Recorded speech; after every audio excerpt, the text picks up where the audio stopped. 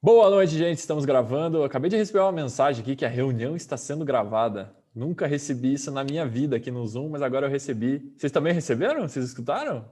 Ô, louco, que coisa bizarra. Muito boa noite, sejam todos muito bem-vindos, sejam todas muito bem-vindas. Estão nos vigiando. A reunião está sendo gravada. Esta aula está sendo gravada. Sejam bem-vindos para a aula 31 do Biblifique. Eu sou o Alexandre Klassen. Caso você tenha caído de paraquedas aqui, batido a cabeça, está com amnésia, não lembra o que está fazendo aqui exatamente, eu sou o Alexandre Klassen, estou aqui do lado com o Norberto Klassen para a aula de hoje que tem o tema Batismo com o Espírito Santo ou no Espírito Santo. Se você considerar que batismo é imersão ou não. Batismo com o Espírito Santo. E quem vai dar essa aula abençoada, muito boa, muito especial, para romper com várias dúvidas e vários conceitos e vários sofismas e vários paradigmas, com vocês, Norberto Klassen. Deus abençoe. Bem. Olá a todos, sejam todos muito bem-vindos. Muito bom estar aqui com vocês de novo. Esse assunto, na verdade, é empolgante e surge uma dúvida a partir já da nomenclatura, né? Se é batismo do Espírito Santo, no Espírito Santo ou com o Espírito Santo. E talvez essa semântica seja desnecessária. O importante é que eu e você precisamos entender que o Espírito Santo é essencial em nossas vidas e é sobre isso que nós queremos falar hoje. Aliás, nós estamos gravando essa aula no dia 24 de maio e no dia 23 foi o dia dedicado ou designado por Deus, o dia da festa de Pentecostes, uma festa judaica que já existia no Antigo Testamento, para que o Espírito Santo viesse sobre o grupo de crentes, de cristãos, de seguidores de Cristo que estavam reunidos no cenáculo. Nós vamos abordar esse assunto todo aí. O que eu quero mencionar, aliás, quero compartilhar em um primeiro momento, é o texto de Lucas, capítulo 3, se você quiser olhar lá, por gentileza. Lucas, capítulo 3, a partir do versículo 15. Na verdade, a promessa, né, do batismo com o Espírito Santo está nos 4 evangelhos, e um pouco diferente em cada um deles. Eu vou colocar as diferenças aqui a partir do texto de Lucas, que diz o seguinte, então, versículo 15 de Lucas 3, estando o povo na expectativa e discorrendo todos no seu íntimo a respeito de João, se não seria ele, porventura, o próprio Cristo. Disse João a todos, eu, na verdade, vos batizo com água, mas vem o que é mais poderoso do que eu, do qual não sou digno de desatar-lhe as correias das sandálias. Um parênteses aqui, isso significa, essa tarefa de desatar as correias das sandálias era de o escravo mais simples de uma casa, que desataria as sandálias, tiraria as sandálias e lavaria os pés. Então, é essa relação que João faz aqui. Fecha parênteses. Ele vos batizará com o Espírito Santo e com fogo. A sua pá, ela a tem na mão, para limpar completamente a sua eira e recolher o trigo no seu celeiro, porém queimará a palha com fogo inextinguível.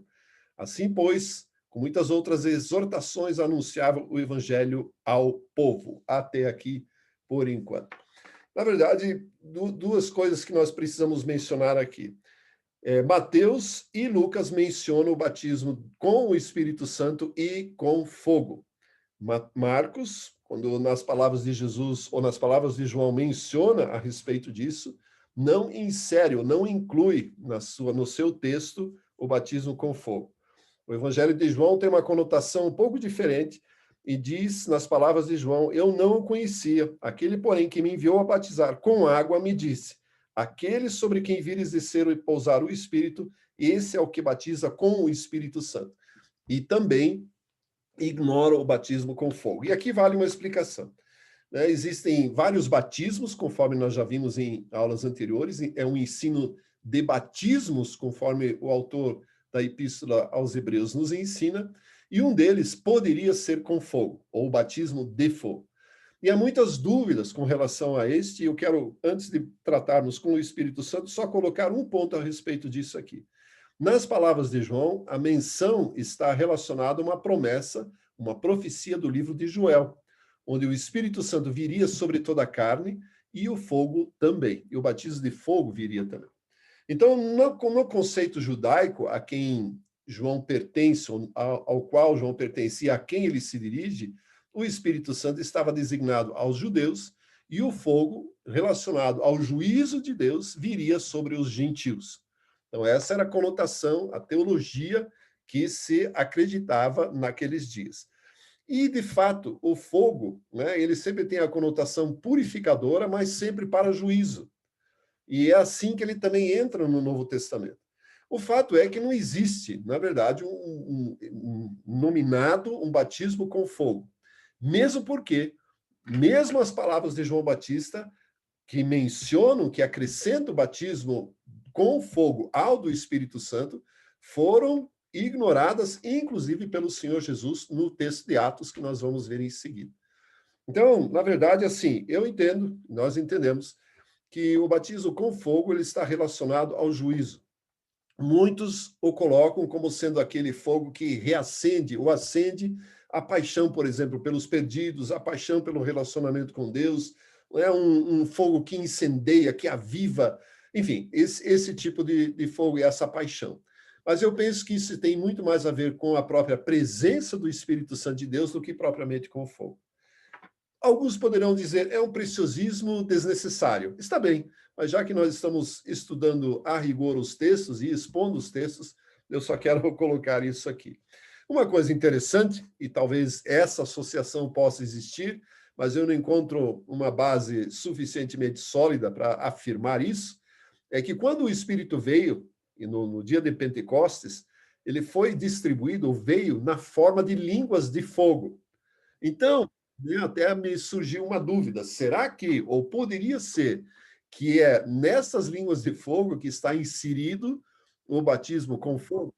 Não sei, não posso afirmar, mas é apenas uma afirmação. Então, o batismo no fogo necessariamente está relacionado no Antigo Testamento sempre com juízo. Evidentemente, nós não vamos fechar nenhuma questão, nenhuma doutrina, se você deseja, né, e como já aconteceu em muitos eventos que eu vi, inclusive muitos me perguntam sobre isso, né, que o batismo de fogo é aquele que muda o caráter de uma pessoa, enfim, está bem, então vamos considerar assim e deixar as pessoas fazendo isso.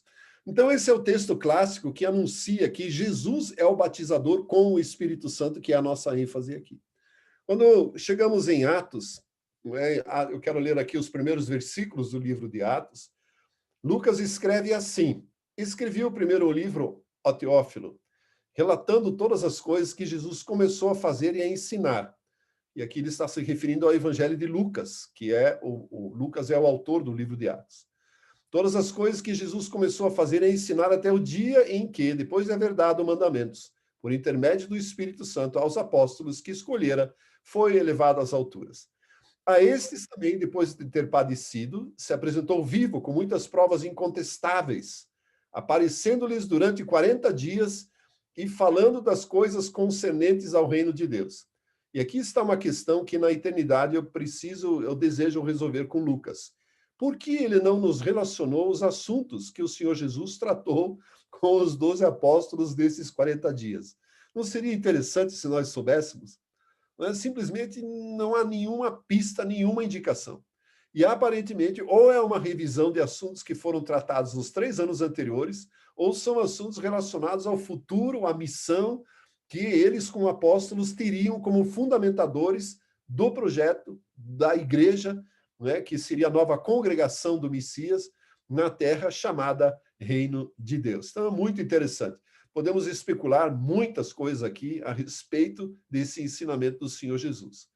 E comendo com eles, versículo 4, determinou-lhes que não se ausentassem de Jerusalém, mas que esperassem a promessa do Pai, a qual, disse ele, de mim ouvistes. Porque João, na verdade, diz Jesus, batizou com água, mas vós sereis batizados com o Espírito Santo não muito depois destes dias. Então, aqui agora existe a promessa que foi herdada da mensagem de João Batista nas palavras do próprio Senhor Jesus, já depois da sua morte e ressurreição e prestes a ser elevado aos céus e para ficar à direita de Deus. Então, na verdade, Jesus está mencionando que ele é quem, ou eles seriam batizados com o Espírito Santo. Lembrando que a palavra batismo significa imersão, mergulhar. Muito bem. Vem então o versículo 6. Então os que estavam reunidos lhe perguntaram: Senhor, será este o tempo em que restaures o reino a Israel? E aqui eu preciso abrir mais um parênteses e contextualizar. Durante 3 anos e tanto, Jesus andou com seus discípulos ensinando a respeito do reino de Deus. Ensinando que a configuração dele como Messias era muito diferente daquela esperada e aguardada e profetizada e ensinada pelos judeus, pelas autoridades do templo, pelos escribas nas sinagogas, etc. E a história, a verdade, demonstrou isso mesmo. E, surpreendentemente, os discípulos ainda estavam insistindo num ponto em que buscavam seus próprios interesses. Ou seja, não estava em vista aqui aquilo que Jesus queria que eles fizessem. Eles não perceberam, pelo menos na minha concepção, na minha leitura, não perceberam. Apesar de 40 dias aqui, aparentemente, de um ensino sistemático de assuntos sobre o reino de Deus, os discípulos ou apóstolos não perceberam o que de fato eram para fazer. E aí vem, então, uma resposta surpreendente, aliás, surpreendente para eles, né? Para nós é extraordinária. É a resposta de Jesus: não vos compete conhecer tempos e épocas. E aqui Lucas insere 2 palavras bem interessantes, e em uma ocasião apropriada nós estaremos melhor, que é tempo, cronos, ou época, ou kairos, ou seja, o tempo oportuno de Deus inserido numa cronologia, né, numa linha de tempo. Mais uma vez, não vos compete conhecer tempos ou épocas que o Pai reservou para a sua exclusiva autoridade. Então, a implantação do reino de Deus é de exclusiva autoridade e decisão do Pai Celestial. Mas, diz Jesus, e é o texto clássico a respeito do Espírito Santo, recebereis poder ao descer sobre vós o Espírito Santo, e sereis minhas testemunhas, tanto em Jerusalém, como em toda a Judéia e Samaria, e até os confins da terra. E aqui há uma coisa interessante, para mim existe uma mudança de linguagem do próprio batismo do Espírito Santo aqui. No versículo 5, conforme nós lemos, no verso 5, Jesus diz que eles serão batizados, imersos no Espírito Santo. Agora, no entanto, ele diz que virá o Espírito Santo sobre eles, descerá sobre vós o Espírito Santo. E sereis minhas testemunhas. Ou seja, o propósito da descida do Espírito Santo sobre os apóstolos e de todos aqueles que a partir daí seriam contemplados com essa dádiva é ser testemunho da morte e da ressurreição de Jesus Cristo. E aqui há um paradigma que, de repente, não faz parte da sua vida, mas que existe. Não é? Muitas pessoas associam necessariamente o Espírito Santo à distribuição de dons, especialmente orar em línguas, palavras proféticas, palavra do conhecimento e da sabedoria. Veja bem que Jesus não fala nada sobre isso. Aliás, no ensino de Jesus sobre o Espírito Santo, não existe uma palavra sequer sobre dons, sobre carismatas. Se nós lermos, e eu te desafio a fazer isso, o Evangelho de João 14, 15, 16, onde o Espírito da verdade, o Espírito Santo é mencionado como o outro consolador, não há nada sobre dons. Existem ali características bem diferenciadas e incisivas da atuação do Espírito Santo como consolador.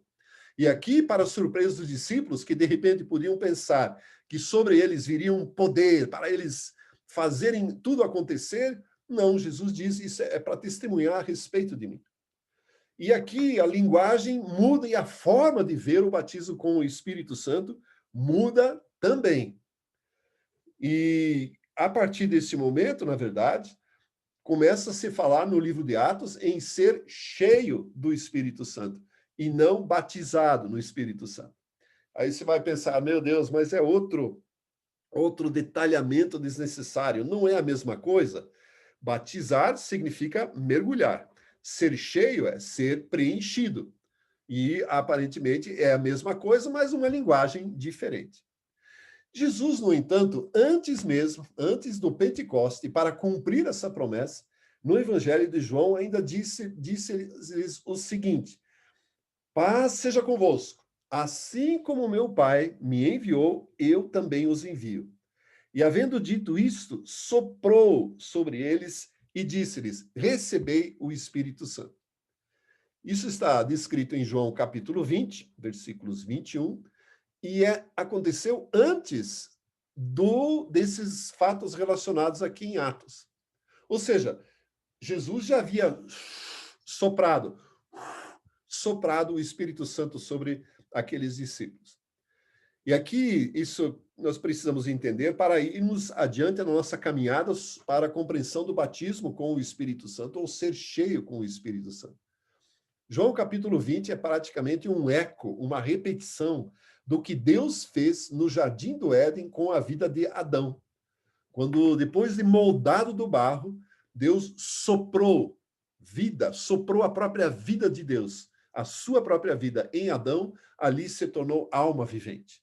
Soprou o espírito. Aliás, a palavra espírito, ruach, no hebraico, e pneuma, no grego, é sopro. Então, o Espírito Santo é como um sopro, e Jesus o descreve assim, é como um vento que vem e vai, muda de direção como quer. Então, Jesus soprou a vida de Deus sobre os discípulos, dando a entender e indicando que, a partir daquele momento, a nova criação, de fato, marcharia para o estabelecimento da plena vontade de Deus e do reino de Deus sobre a terra. Assim como Deus começou em Adão a criação, Jesus começou com os apóstolos a sua criação, a nova criação, como o último Adão, conforme mencionado por Paulo em 1 Coríntios capítulo 15. Então, esse sopro é, na verdade, uma indicação daquilo que aconteceria na festa de Pentecostes. É um prenúncio, não é uma forma de antecipar a efusão do próprio Espírito Santo que aconteceria no dia de Pentecostes. Então, nós temos esses elementos todos reunidos que desencadeiam o que acontece em Pentecostes no capítulo 2. A promessa de Jesus que eles serão batizados com o Espírito Santo, a promessa de que eles receberão poder ao descer sobre eles o Espírito Santo e o sopro do Espírito Santo sobre a vida deles, dando início à nova criação, à nova vida. Nós estudamos o batismo de arrependimento e o batismo nas águas, e cada um tem uma conotação diferente. Né? O batismo nas águas demonstra nossa confissão de fé. Ou seja, somos imersos nas águas porque cremos naquele em nome de quem somos batizados. E cremos que ele, de fato, morreu e ressuscitou.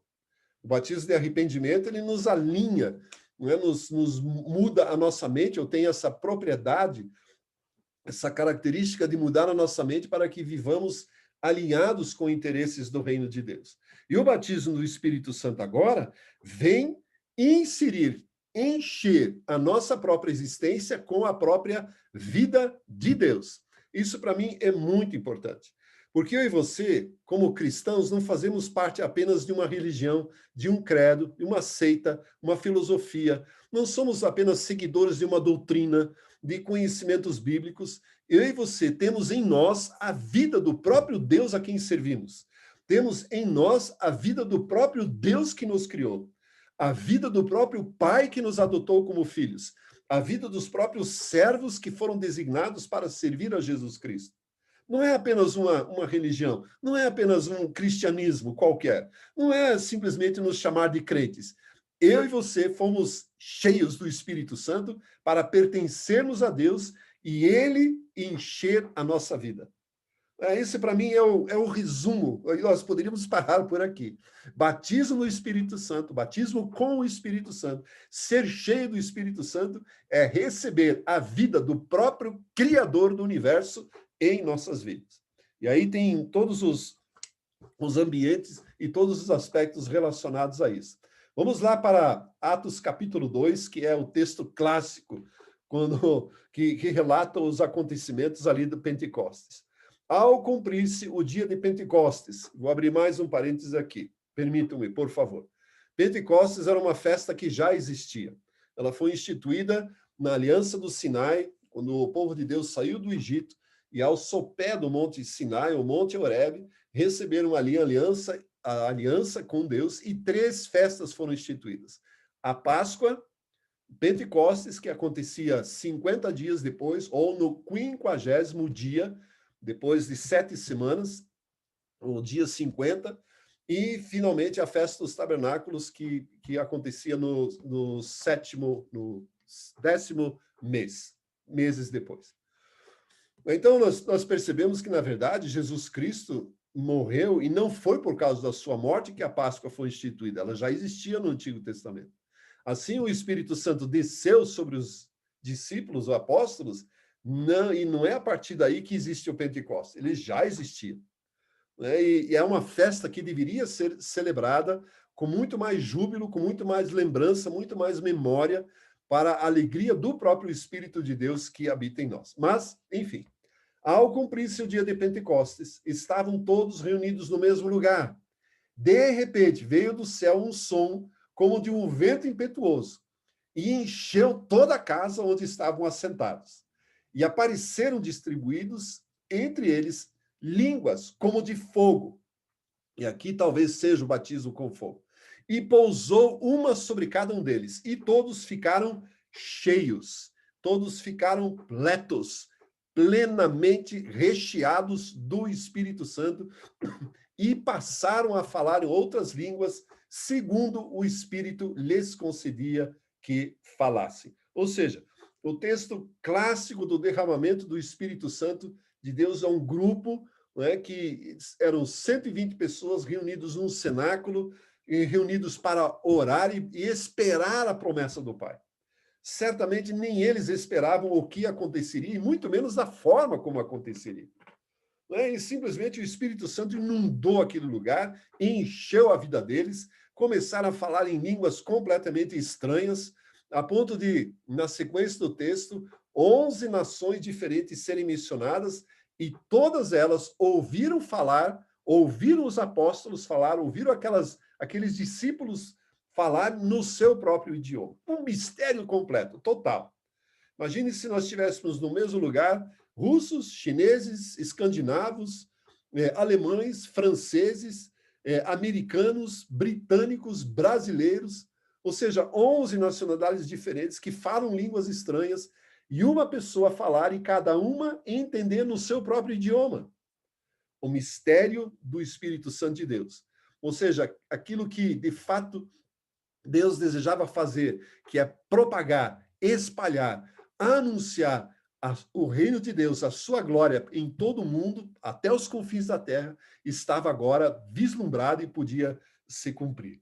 Um fato muito interessante também que eu e você precisamos pensar e notar, que é isso, que a partir deste momento, o Espírito Santo está presente na igreja. O que eu quero dizer com isso? Quando Cornélio recebeu a visita do anjo, você pode ler isso em capítulo 10, nós vamos voltar ao texto, e Paulo teve a visita, ou ainda Saulo, como Paulo, teve a visita, o encontro com Jesus na estrada para Damasco. Jesus ou o anjo poderiam ter ministrado, ou eles poderiam ter recebido o Espírito Santo de qualquer outra forma, mas de uma forma curiosa, e, na verdade, obedecendo à autoridade que o próprio Senhor Jesus estabeleceu.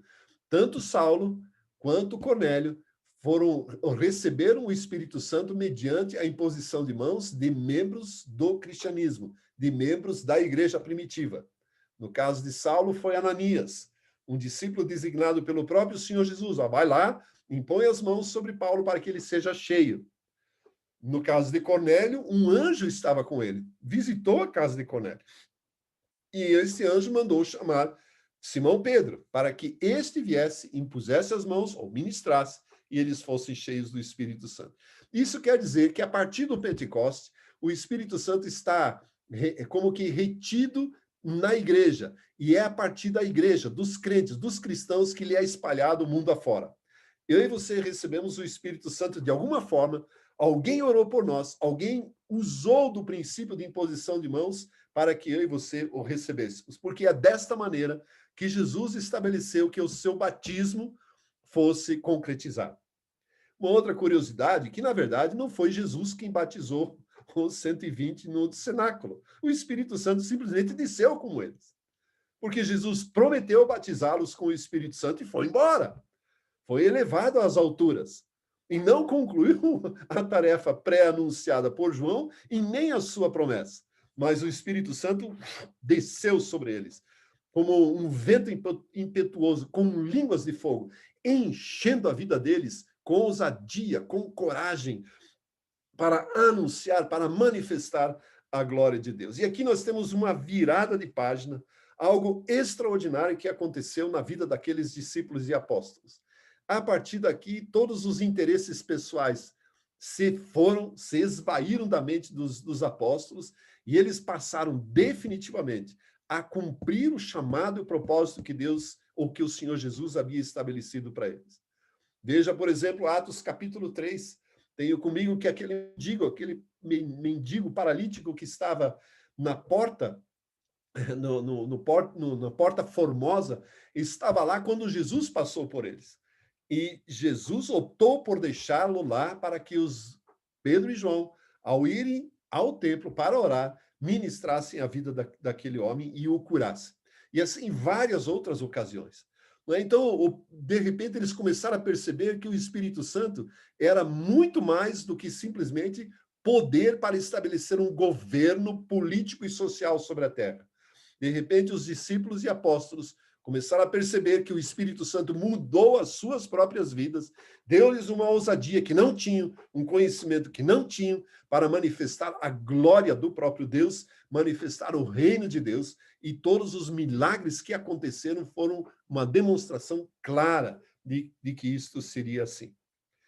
Muito bem, uma vez que temos aqui os relatos históricos, o que significa, então, ou quando que uma pessoa é batizada com o Espírito Santo, que provavelmente é uma pergunta que inquieta muita gente. Nós temos aqui conversado sobre isso e estabelecemos aí sim um ponto comum. O Espírito Santo vem na vida da pessoa a partir do momento em que existe um novo nascimento. Ou seja, a partir do momento em que uma pessoa é aceita por Jesus Cristo, ou confessa Jesus Cristo como seu Senhor e Salvador. Ou seja, no momento em que levanta a mão e faz a oração de entrega da sua vida a Jesus Cristo. Para mim, naquele momento, acontece o batismo com o Espírito Santo. Podemos entender da seguinte forma, e é uma questão de lógica. Ninguém é capaz de reconhecer o seu próprio pecado, ninguém é capaz de reconhecer a necessidade de uma mudança de vida por suas próprias forças. Então, no momento em que existe uma conjuração de fatos para uma pessoa aceitar, né, ou atender a um apelo para entregar a sua vida a Jesus, naquele instante o Espírito Santo, o Espírito de Deus, a vida de Deus começa a agir na vida da pessoa. Mas e não é para trazer emoção, não é para trazer choro, nada disso. É para trazer um convencimento da necessidade de uma mudança de vida. E somente, presta atenção, por favor, somente pelo Espírito de Deus habitando na vida de alguém, esse alguém é capaz de reconhecer os seus erros e seus pecados.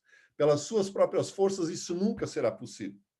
E aí nós podemos ter uma série de bibliografias que nos apoiam nesse contexto.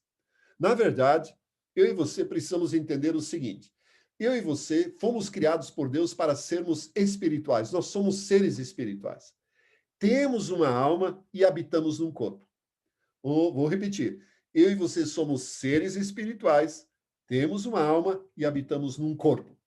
Quando Adão e Eva pecou, quando o ser humano pecou, ele se afastou de Deus, o espírito que Deus havia soprado sobre eles não foi extinguido, não foi tirado, não foi excluído, ele permaneceu no homem, mas já não dominava, já não governava o homem como anteriormente.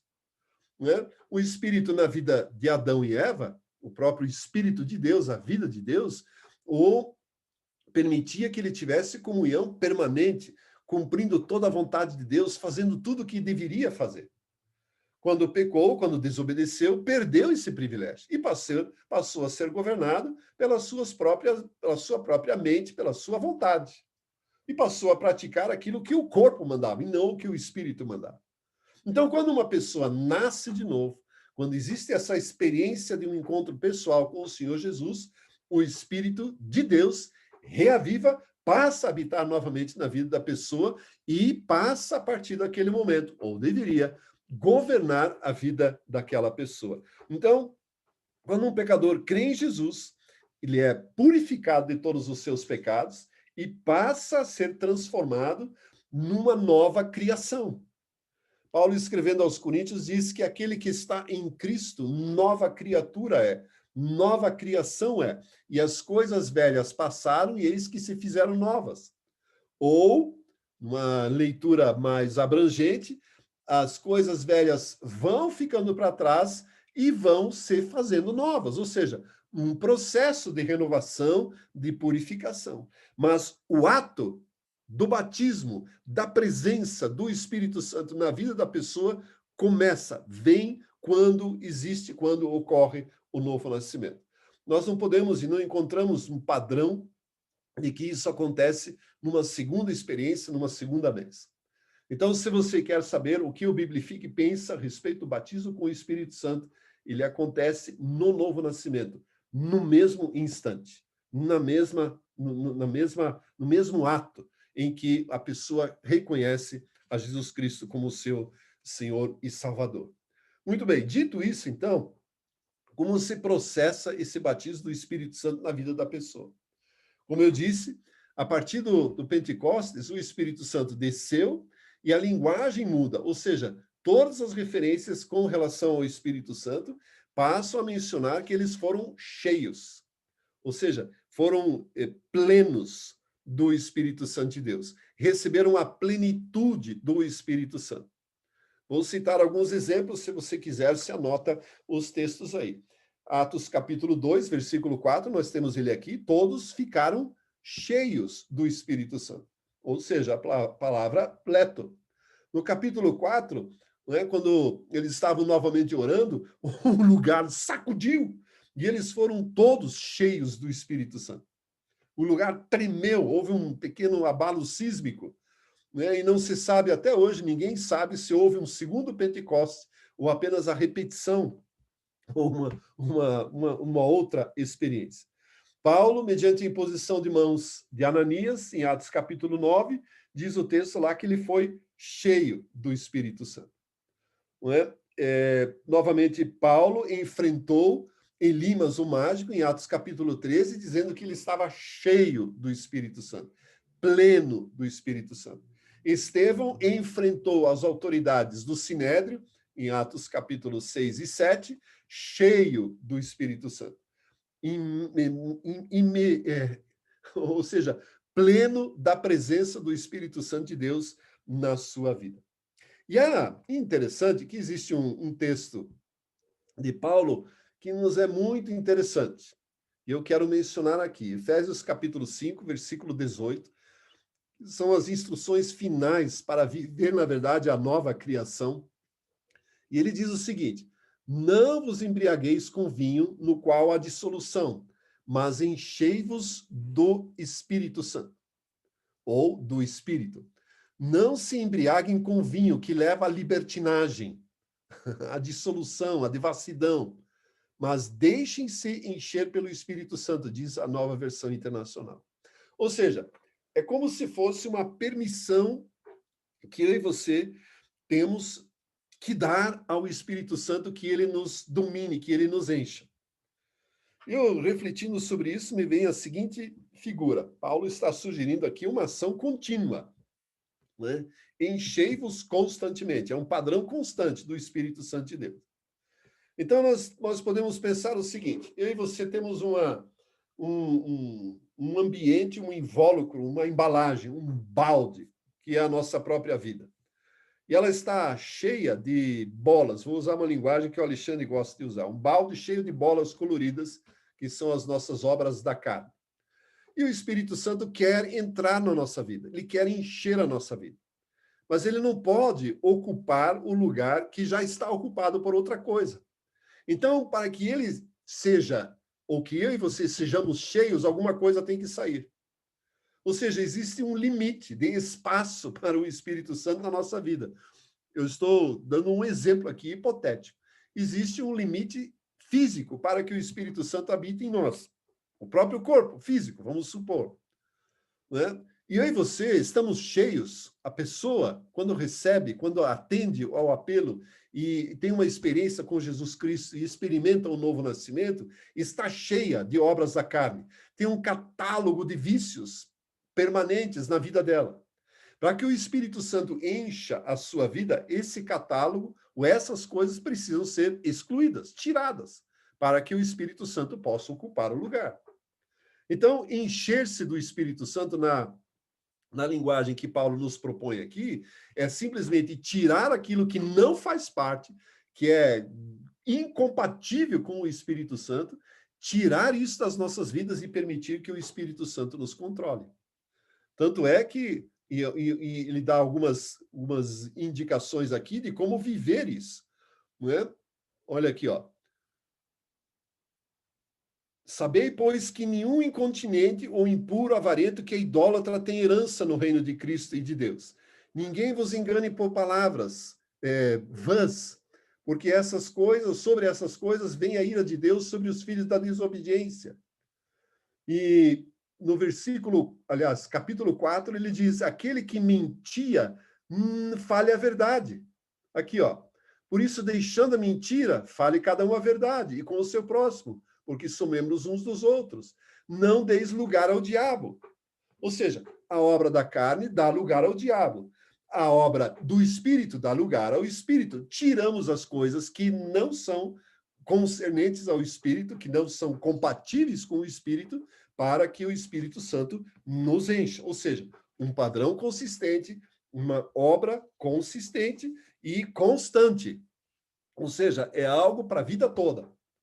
O que eu quero mencionar, então, é que o Espírito Santo vem como função primeira, é nos levar de uma vida do homem carnal, homem aqui ser humano, carnal, almático, para o espiritual. O homem carnal, segundo a própria palavra de Deus, é aquele que pratica as obras da carne. E não vou nem mencionar aqui quais são, tem uma lista enorme, em Gálatas capítulo 5, você pode procurar lá. Tem tudo quanto é lixo e porcaria do comportamento humano. Tudo que o ser humano pratica de ruim está descrito lá. Jesus tem uma outra lista semelhante em Marcos capítulo 7. Um dia fiz um catálogo disso aí, deu 27. Eu acho que 27 obras relacionadas à carne, ao comportamento humano. E se nós não entramos em nenhuma delas, se nós não praticamos nada daquilo, ele dá um ultimato, um checkmate e diz coisas semelhantes a estas. Então tá lá, ciúme, inveja, homicídios, roubos, mentiras, adultério, mas tudo quanto é lixo do comportamento humano faz parte do homem carnal. Então, quando escuta essa expressão homem carnal, que Paulo usa, quer dizer que é um homem governado pela sua própria carne, por aquilo que é inerente à sua própria natureza. O homem natural, que Paulo também usa, é aquele que é governado pela sua própria vontade, pelas suas emoções. Então, a pessoa é extremamente inconstante, suscetível à mudança de humor, de opinião, para lá e para cá, não tem firmeza, não tem convicção nenhuma. Extremamente emotiva. Nós podíamos chamar do homem natural de um bipolar espiritualmente falando. O homem natural é o comportamento bipolar de uma pessoa. Ou seja, uma vez está muito bem, outra vez está muito mal. Uma vez está muito bem com Deus, outra vez afastada de Deus. E sente um vazio enorme, não sabe como se comportar. E tem muita gente vivendo assim, demais pessoas que vivem assim. Uma hora estão motivadas, empolgadas no relacionamento com Deus, leem a Bíblia com afinco, com destreza, e de repente esquece tudo, não ora mais e entra num período de medo, de pânico, de tristeza, de amargura, pelo simples problema que aparece. Isso é característica do homem que vive governado pelas suas emoções, pela sua própria vontade, pelo seu próprio pensamento. O Espírito Santo, então, como eu já disse, ele vem tirar todas essas coisas e substituí-las pela própria vida de Deus, para que eu e você sejamos governados, dominados, assenhorados pelo Espírito de Deus, pela vida de Deus. Há tempos atrás, pensando na expressão Espírito Santo, né? eu imagino que a palavra pneuma, como o Novo Testamento nos sugere, é uma própria disposição. Ou seja, existe um espírito que nos leva a viver a santidade de Deus. Eu e você, por exemplo, quando queremos treinar, vamos caminhar, né? Minha esposa caminhamos quase que todos os dias, fazemos a nossa caminhada aí. Então, existe um espírito de atleta que, de repente, nos domina. Vamos lá! Né? E não somos dominados pelo espírito da preguiça. Somos dominados pela disposição de fazer o exercício físico. Né? Então, é um espírito. Se o Espírito é santo, isso significa que ele tem uma disposição de imprimir a santidade de Deus em nossas vidas. Por isso, ele precisa tirar todo o lixo, todo o ranço, precisa tirar toda essa emotividade, essa bipolaridade, essa dúvida, essas mudanças comportamentais que não levam a nada, para que eu e você sejamos completamente dominados pelo Espírito Santo de Deus. Essa, então, é uma definição mais simples, mais concreta da plenitude do Espírito Santo de Deus, do batismo com o Espírito Santo. Ou seja, eu e você sendo governados completamente e totalmente pelo Espírito Santo de Deus. Ou pelo Espírito da verdade, ou pelo Espírito de Cristo, ou pelo Espírito de Jesus. Ele aparece em diversos nomes, né, relacionados na palavra de Deus. Essa é a essência do próprio Espírito de Deus. Um texto ainda que eu quero mencionar está em Tito, capítulo 3, versículo 4. Tito, capítulo 3, versículo 4, diz o seguinte: porém, se manifestou a benignidade de Deus, nosso Salvador, e o seu amor para com todos, não por obra de justiça praticada por nós, mas segundo a sua misericórdia, ele nos salvou mediante o lavar regenerador e renovador do Espírito Santo, que ele derramou sobre nós ricamente por meio de Jesus, nosso Salvador, a fim de, justificados por graça, nos tornemos herdeiros segundo a esperança da vida eterna. Eu acho que é um texto extraordinário. O Espírito Santo, ele vem sobre as nossas vidas para nos lavar, num ato de regeneração, né? Num ato de começar de novo. Ok, não deu certo até aqui, vamos embora, é agora, nova criação. Comece agora. E a partir daí existe um processo de renovação nas nossas vidas, que é tudo isso que eu acabei de falar aqui. Ou seja, a vida de Deus em nós, o Espírito de Deus em nós, vem nos purificar, vem nos lavar. Por isso que eu penso que o batismo com fogo não cabe aqui. Porque o Espírito Santo nos lava, nos purifica, nos limpa, tira a sujeira, tira o ranço. Uma figura que me vem à mente é muito simples. O Espírito Santo é como se a nossa vida fosse de água suja. É uma água suja. Pega uma água que é usada para limpar qualquer coisa. E se mistura água limpa nela, a água não fica limpa, ela fica suja. E o Espírito Santo, ele precisa nos lavar para que toda essa sujeira seja jogada fora e a água limpa, límpida, possa habitar em nós. A vida de Deus habitando em nós. Então, é um processo de preenchimento da vida com Deus que vai durar a vida inteira, enquanto nós vivemos. Quando que eu vou estar cheio do Espírito Santo de Deus? Cara, honestamente, eu acho que só na eternidade.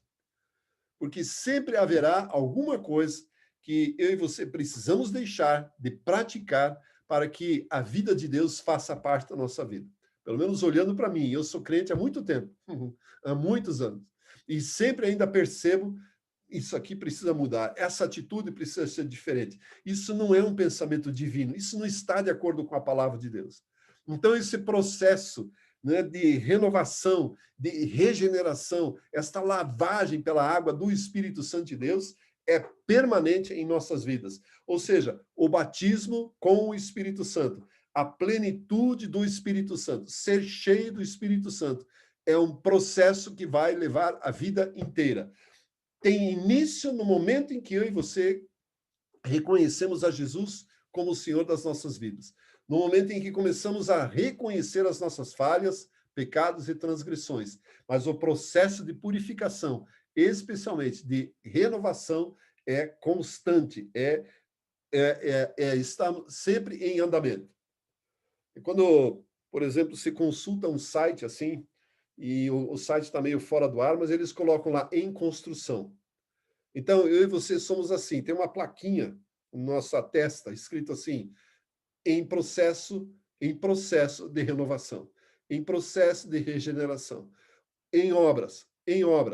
O Espírito Santo está trabalhando em nossas vidas. E o objetivo final disso, o objetivo final, é que eu e você nos tornemos herdeiros de Cristo, como esse texto diz, e segundo a esperança da vida eterna. Ou seja, o Espírito Santo tem como ministério, como função, como operação, nos preparar para a vida eterna, para a eternidade, para que sejamos herdeiros juntamente com Cristo. Um pensamento muito paulino, muito de Paulo. Entre outras coisas, o Espírito Santo, por exemplo, nos ajuda, evidentemente, conforme em Atos já diz, a testemunhar a respeito da morte e ressurreição de Jesus. Aliás, quando estudamos os dons, e isso é assunto para outras aulas, o dom mais precioso, o mais importante que eu e você recebemos é o de declarar que Jesus Cristo é Senhor. Se você quer uma prova convicta de que está cheio do Espírito Santo de Deus ou que ele habita na sua vida, é quando você pode declarar em alto e bom tom: Jesus Cristo é Senhor. Uma leitura de 1 Coríntios 12, nos primeiros versículos, você vai perceber que este é o pensamento de Paulo. Ele começa dizendo a respeito das coisas espirituais, eu vou abrir o texto. Não quero que sejais ignorantes. 1 Coríntios, capítulo 12, versículo 1. Diz aqui, ó, a respeito dos dons espirituais, e essa expressão, na verdade, deveria ser traduzido como coisas espirituais, não quero que sejais ignorantes. E olha o que ele diz: sabeis que outrora, quando eres gentios, deixáveis conduzidos aos ídolos mudos, segundo eres guiados. Por isso vos faço compreender que ninguém que fala pelo Espírito de Deus afirma anátema Jesus, ou seja maldito Jesus. Por outro lado, ninguém pode dizer Senhor Jesus senão pelo Espírito Santo. Então, uma prova simples de que uma pessoa está cheia do Espírito Santo ou que foi batizada com o Espírito Santo é se ela pode falar: Jesus é Senhor. Pronto.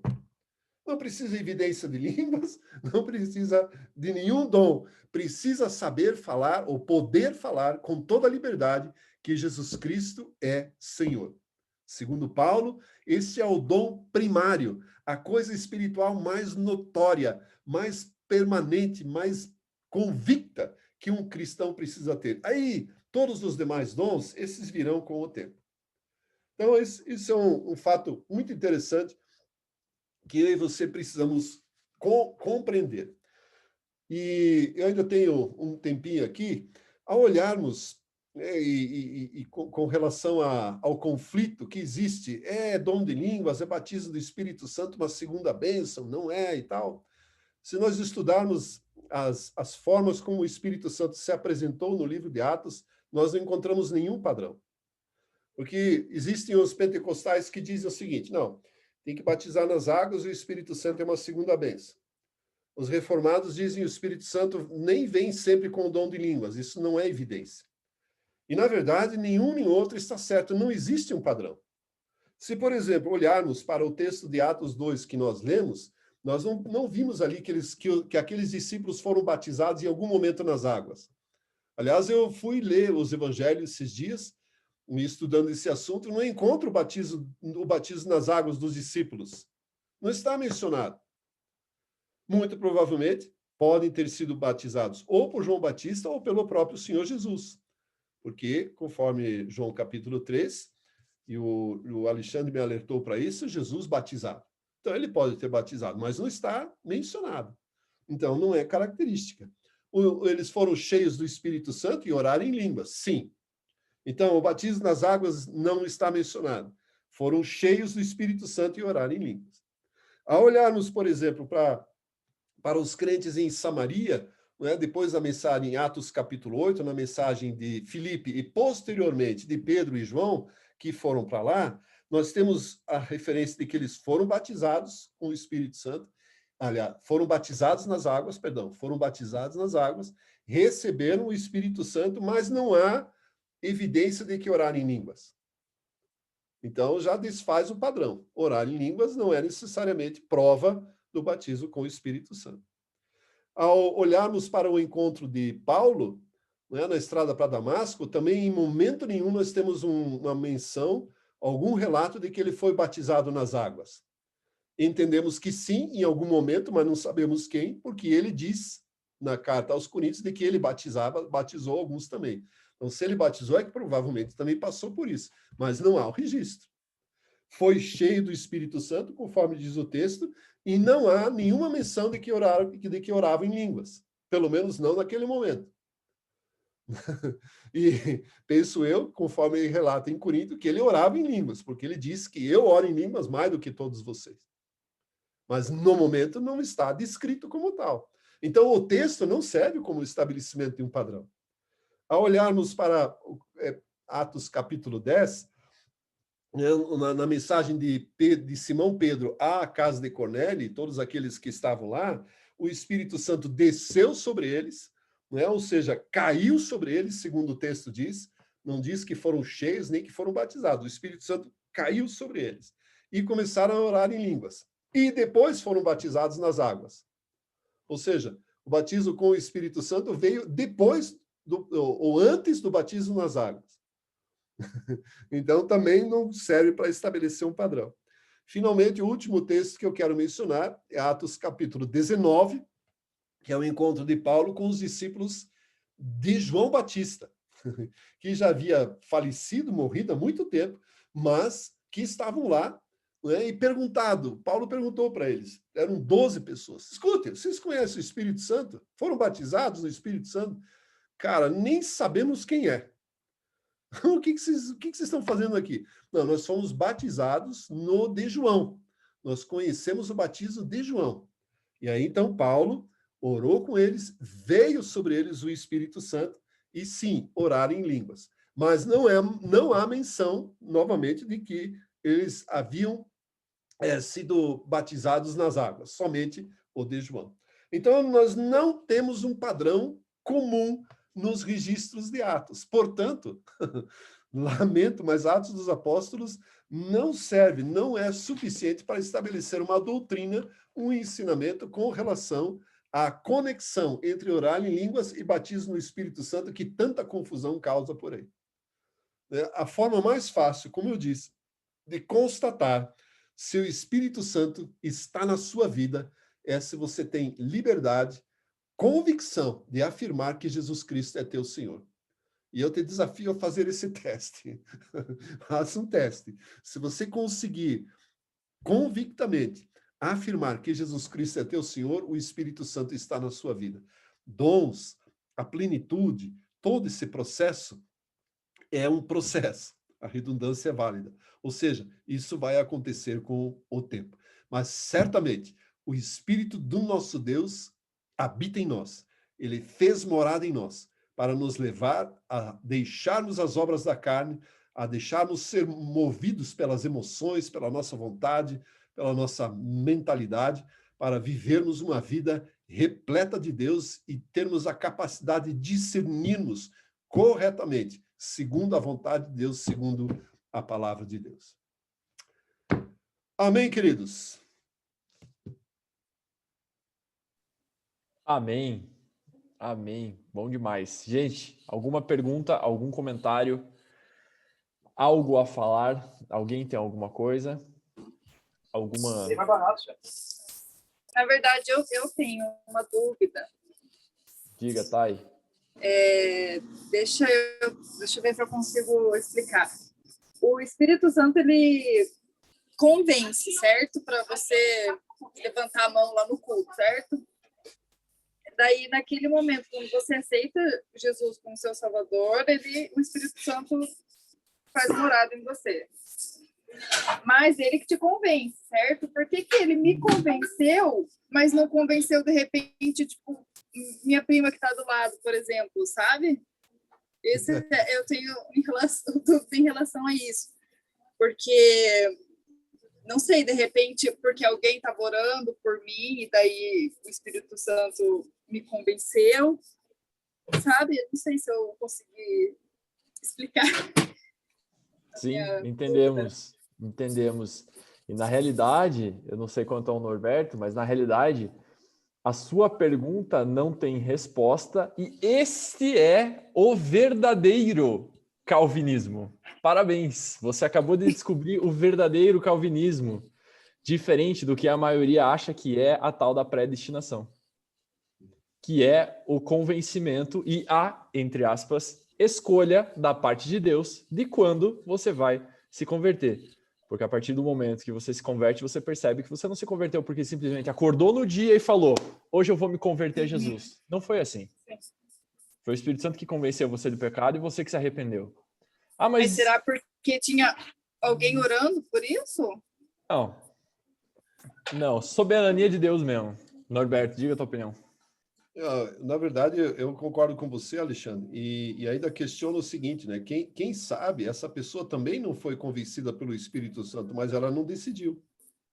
Exato, tá vendo?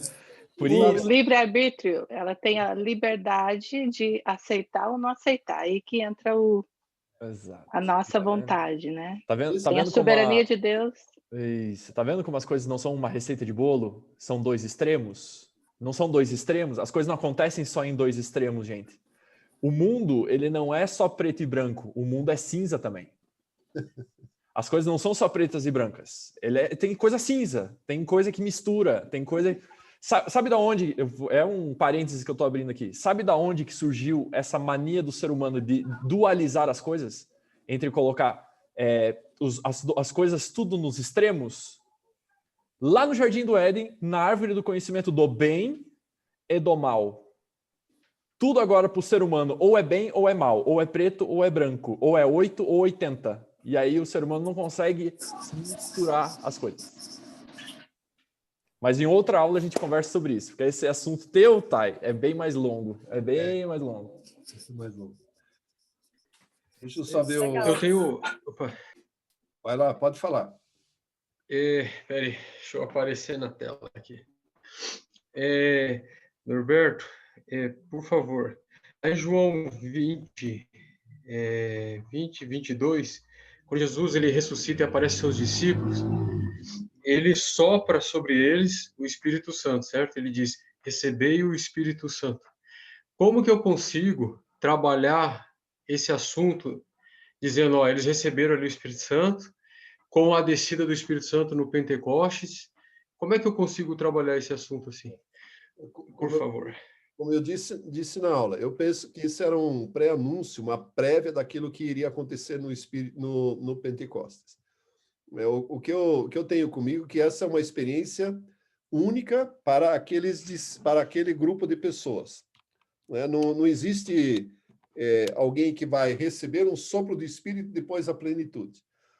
Temos que entender o seguinte, Jesus estava iniciando aqueles rapazes, aqueles meninos lá, num projeto único. Eles seriam designados como apóstolos, os fundamentadores, os iniciadores de um projeto de Deus. E não existe igual, não existe outros 12, não existem outros apóstolos como os dele. São aqueles. E era, na verdade, uma figura para que eles entendessem que assim como Deus soprou sobre Adão, para que ele se tornasse alma vivente e passasse a estabelecer o reino de Deus e começasse a cumprir a responsabilidade humana, agora Jesus, o último Adão, soprou sobre a vida dos 12 para estabelecer o governo de Deus sobre a terra. Então é praticamente um eco, uma repetição do mesmo gesto que se concretizaria no Pentecostes. Pelo menos é a explicação mais plausível, mais lógica que eu encontrei e que cala no meu coração. Né? Eu já vi muitas pessoas usando isso, não vão soprar sobre você o Espírito Santo. Bom, então é um vento, né? E se ainda o sopro vier acompanhado de saliva santa, então eu estou feito. Nada disso, cara. Eu e você precisamos ser cheios do Espírito Santo. Então eu penso que aquela experiência de João 20, né, é única para aqueles 12. Posso estar enganado, mas é o que eu estou convencido hoje. Né, para os 12 apóstolos que foram estabelecidos para fundamentar a igreja, né, e trazer a revelação dos profetas e eles, como apóstolos, designarem e encaminharem a própria igreja. Esse, para mim, é o fundamento dos profetas e apóstolos, do qual Paulo fala em Efésios 2:20. E para isso era necessário um novo começo, uma nova criação, assim como foi no Éden. Ficou claro, não? Muito confuso, não? Ficou. Eu ainda versão uma coisa. Será que ali, nesse momento, seria um novo nascimento deles, então? Pode ser. Na verdade, acho que Ali um eles novo, nasceram de novo? eu acho que um simbolismo de toda uma nova criação, a partir daquele momento, porque Jesus tinha acabado de ressuscitar e a partir dali começava de fato uma nova dinâmica, uma nova vida, nova criação sobre a Terra. Eu prometo que eu vou estudar isso melhor e escreverei sobre o assunto, a gente publica no Biblific. Boa. A questão toda é que a gente precisa desmistificar um pouquinho esse negócio todo de batismo no Espírito Santo e prestar mais atenção aos frutos do que aos sinais. Certeza. Hoje a gente foca demais em sinais e esquece que aquilo que fica e aquilo que é importante são os frutos. Eu acho que o objetivo da aula foi esse. É mostrar que o Espírito Santo veio para dar frutos e não para dar sinais. Acho que essa aqui é a grande questão. A gente busca demais sinais da presença do Espírito Santo, sinais do batismo, sinais não sei do que. E, na verdade, a dinâmica é bem diferente. Né? Ele tem um objetivo muito claro daquilo que Jesus, o próprio Senhor Jesus e a própria teologia do Novo Testamento dizem. Diga. Tava lembrando agora, eu tenho um amigo que alguns de vocês conhecem, que é o Harold McLarea. Ele é pastor e está aqui em Curitiba agora. Ele é originário de Gana e ele faz parte da minha vida. Quando eu conheci o Espírito Santo, ele foi um dos primeiros pregadores que eu escutei falar. E ele fazia parte do movimento numa época em que os dentes de ouro eram comuns. Orava e aparecia dente de ouro. Orava e o cara espalhava o paletó e o pessoal se esparramava no chão. E aquilo passou. Passou por um simples motivo. As pessoas provavelmente que receberam aquilo não frutificaram ou não desenvolveram aquilo que o Espírito Santo lhes dera e buscaram sempre mais sinais. E aí são movimentos que vêm e vão e que vão embora. E ele até disse, eu também tenho saudade com muitos daquele momento, mas simplesmente passou, não vai se repetir. Pelo menos não aparentemente. Né? Pode até fazer. Então é o que o Alexandre está dizendo, de repente pessoas buscam muito mais sinais, manifestações, né, disso, daquilo. Não, eu quero rir no Espírito Santo. Tinha uma época da unção do riso. Não, eu quero ter a unção do choro, quero ter a unção disso, daquilo. Cara, e se isso não frutificar, não produzir mudança, alteração no caráter, é inócuo, é efêmero, vai passar e não vai produzir nada. Então, a evidência está na mudança, na alteração de caráter, na forma de julgar, discernir as coisas e seguir a direção de Deus. Justo. Acho que ficou bem claro. Né? Não adianta ter sinais, entre aspas, da manifestação do Espírito, chegar em casa e ser um péssimo marido, um péssimo pai, o básico da vida cristã, não ser obedecido. Então, acho que ficou bem claro isso. O batismo no Espírito Santo é transformação de vida, frutificação, testemunho a respeito da obra de Cristo. Acho que é para isso que ele veio, tá bom? Gente, Deus abençoe. Bom Netflix, boa pizza. E voltamos na próxima segunda. Deus abençoe e até a próxima.